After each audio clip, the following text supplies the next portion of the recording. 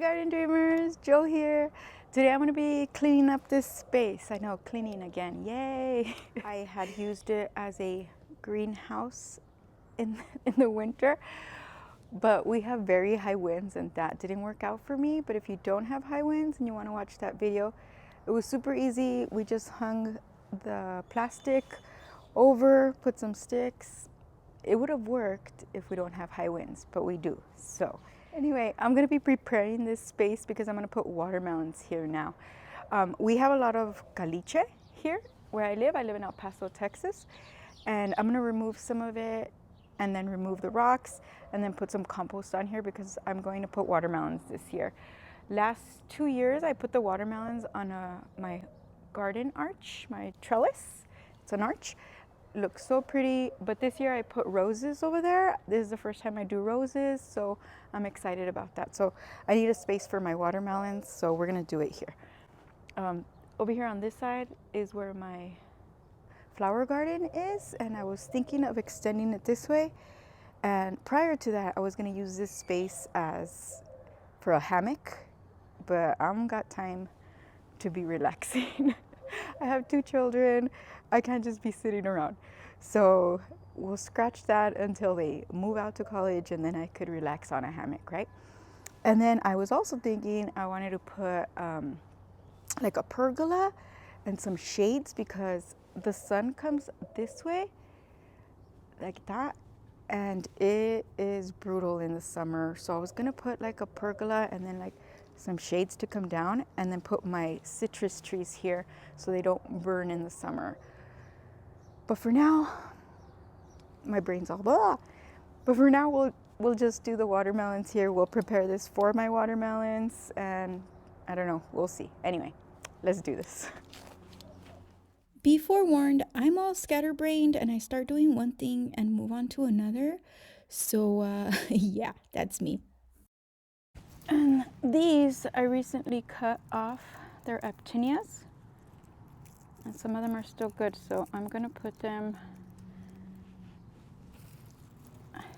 for free for somebody to come and pick up. Just get the dead ones out. And to the right, I was showing you what the actinias look like when it's summer. I have them in my front yard, but during the winter, I had them under my makeshift greenhouse. Okay, I kind of cleared it out, so now I'm gonna have to wet it a little bit because it's gonna be hard to shovel because like I tell you, there's a lot of caliche and it's like cement, really. The dirt here is like cement, it's rock hard, it's really bad. I did that for my flower bed. I removed maybe about 3 inches of dirt and then I put new compost and new topsoil. So that's what I'm gonna do here.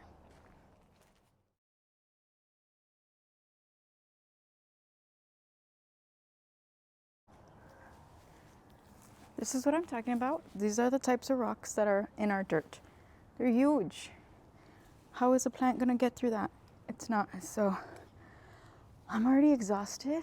I just started, but this is what I'm trying to remove. I was trying to avoid wetting it, but it was rock hard like I mentioned, and I had to wet it. I should probably do this after a good rain, but again, I live in the desert, so chances of that happening are slim. Okay, so while I'm waiting for that to soak up some water, it was pretty hard to dig up without it being softer. So now I have to wait and let it soak, and then I could dig that up. So in the meantime, I'm gonna clean these leaves, and these are the citrus trees I was talking about that I wanted to put in that space with a pergola and some shade because the sun just hits it too hard. And I had them in here in the winter and they were looking so nice, and I took them out already, and of course it gets too hot, it gets too cold, and this weather is so wonky that they're already starting to look all sad. They didn't even have dry leaves when they were indoors, but I don't know what to do with them. I have 2 more that are over there, 2 more citrus trees. So anyway, I don't know what to do with them. Somebody give me tips if you live in El Paso where you put your citrus trees, because the sun is too hot here. Anyway, let's clean these leaves. This is our makeshift entrance here. It was just 2 pallets, but they need to be replaced already. So we gotta find some other free pallets to replace them with. And I just wanted to give a quick shout out to myself and to my hubby. If you noticed the pics at the beginning, our yard did not look like this. We've done 90% of the work ourselves and have transformed it completely. So, yay, us! Okay, quick pause of me cleaning. I just wanted to show you these rocks. We put these rocks here, and I did see that there is like a glue spray that you could put on top of the rocks, and it looks shiny and it covers up all the holes. So it would be easier to just remove all these leaves and they wouldn't get stuck in between the rocks. But I haven't done that because I think I want to remove the plastic from under the rocks and then throw poppy seeds. And that way in the springtime, or rather, next month, they start popping up all pretty. So that's why I haven't done that. But if you have rocks and you're like, you don't like that the leaves do this, or you don't want to clean them, or it's a hassle, then I would suggest getting that spray glue thing. I'll find out what it is and put the name of it right here.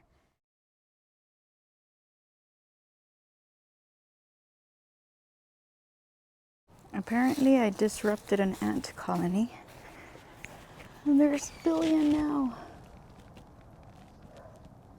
Like a lot. If you want to destroy them, you could put cornmeal or diamascus earth, I can't say it, DE. Or if they're not bothering you, you can leave them. I just left them there because they're not bothering me. And ants are really beneficial because they aerate your soil. So it would be nice if they would aerate my garden, but they're over there by the rocks. But I just left them anyway. In case you were wondering where I was putting the leaves, this is my 96-gallon leaf holder. And this is my compost. So whenever I put food scraps in here, I put leaves also. And it becomes delicious compost. Okay, remember I said I was scatterbrained? Well, this video didn't end up being as me preparing my watermelon space, but me cleaning everything because I also need everything in its place or I feel overwhelmed when it's out of order. So being a gardener is actually hard for me because I want everything nice and neat, and gardens are not nice and neat. They're chaos and craziness. Since I was already at it, I got to cleaning my front yard. I removed the plastic from this space because I also want to add poppy seeds here and other flowers. Okay, y'all, I'm exhausted. I can't do anymore. I picked up all the leaves. I didn't even do what I came here to do. So come back another day and I'll show you. I wet it right here, but I got to cleaning up the leaves and the rocks and all this other stuff. So I didn't even do what I came here to do. But I will finish that another day. I'll show you. I got some compost from a homesteader. It's manure. I don't know. I'm going to ask him what it was exactly, but it's compost, and I'm going to put it right here. Anyway, come back. I'll show you what I'm doing. I cleaned the rocks over here. They look all lovely. Still don't know where to put all my citrus trees. Somebody help me out. Like I said, I wanted to do a pergola here and then do like a shade that I could bring down when the sun is coming this way, but I don't know. I have to work on that. Last year I put them under the trellis to get the shade that the watermelon was giving them. But now I have more citrus trees. They don't fit under there, so. Anyway, I'll see you guys another day. Thanks for watching this boring video of me cleaning. And this is what my flower garden looks like when it's in full bloom in the middle of summer with lots of flowers and greenery, and I'm still working on it. But this blue mist, I wanted to give a shout out to the blue mist because as you can see, it always has butterflies and I'm so in love with it. So in case you were looking for a butterfly garden, add this blue mist to your garden and the monarchs love it. Thanks again. Like, subscribe, follow. Bye.